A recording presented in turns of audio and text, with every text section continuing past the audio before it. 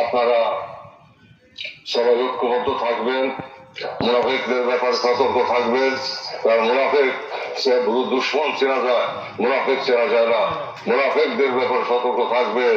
এই মুনাফিকদের ব্যাপারে রাসূল পাক সাল্লাল্লাহু আলাইহি ওয়াসাল্লাম সতর্ক করে গেছেন। আল্লাহ তাআলা সতর্ক করেছেন সূরা মুনাফিকুনে।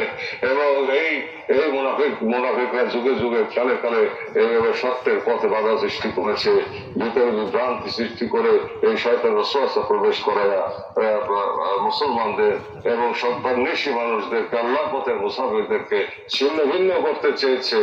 আমরা সেই পথে পা দিব না ইনশাআল্লাহ। তারা এই জামানায় এসে আমার কেবলাজানে পাক তাওয়াজ্জুহ দ্বারা তিনা নূরের হাত দ্বারা আল্লাহ তাআলা বিচার সঠিকভাবেই করবেন। বিচার শুরু হয়ে গেছে, বাকিটুক বিচার হবে। শয়তান ধ্বংস করবে।